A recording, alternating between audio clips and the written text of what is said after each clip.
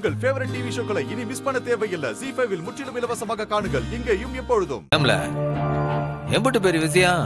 Award வாங்குறதுன்னா உனக்கு மட்டுமா? எனக்கு பெருமை, நம்ம குடும்பத்துக்கு பெருமை. அதேம்ல நீயே சொல்ல மாட்டேங்க. அவார்ட் தர போறது மக்களுக்கான மருத்துவர் கூட்டமைப்பு தான். ஆனா இந்த ஃபங்க்ஷனை ஏற்பாடு பண்றது யார் தெரியுமா? ஆறு ஒரு தடவை அவளோட ஹாஸ்பிட்டலை ஓபன் பண்றதுக்காக நம்மள இன்வைட் பண்ண வந்திருந்தாளே என்னோட ஃப்ரெண்டு ஸ்ருதி. நான் அவளை பத்தி உன்கிட்ட அப்பவே சொல்லியிருக்கேன்ல. எப்படா என்ன அசிங்கப்படுத்தணும் அவமானப்படுத்தணும்னு வெயிட் பண்ணிட்டு இருக்கிற ஆளு. இப்ப அவளே வந்து இன்வைட் பண்றானா என்ன அர்த்தம்? அவ வேற ஏதோ ஒரு பிளான வச்சுதான் என்ன இன்வைட் பண்றான்னு எனக்கு சந்தேகமா இருக்கு. எனக்கு அந்த ஃபங்க்ஷனுக்கு போறதுக்கே விருப்பம் இல்ல. ஃபங்க்ஷனை ஏற்பாடு பண்றது மட்டும் தானே அந்த புள்ள, குடுக்கறது வேற ஆளு தானே. அப்புறம் என்ன? சரி அதெல்லாம் விடுங்க. இப்பவாது சொல்லுங்க, இந்த விஷயம் உங்க எல்லாருக்கும் எப்படி தெரியும்?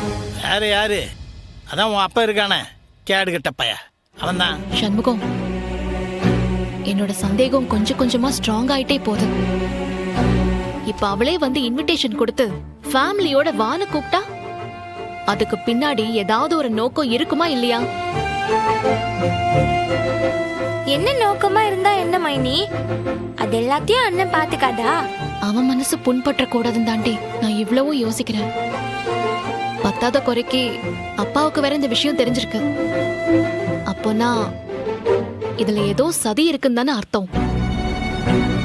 தெரியல, உனக்கு அவார்டு கிடைக்கிறது எங்களுக்கு சந்தோஷம். பக்கத்துல இருந்து பார்க்கணும்னு ஆசைப்பட்டோம். இப்ப என்ன, நாங்க வரக்கூடாது? சரி, நாங்க யாரும் வரல. நீ மட்டும் தனியா போய் அவார்டு வாங்கிட்டு வா, போதுமா? நாங்க ஏதோ போட்டோலயோ வீடியோலயோ பாத்துக்கிட்டு தான். இப்ப பசிக்கு சோத போடுதியா? ZEE5 ஆப்பை டவுன்லோட் செய்து அனைத்து எபிசோடுகளையும் இலவசமாக பாருங்க.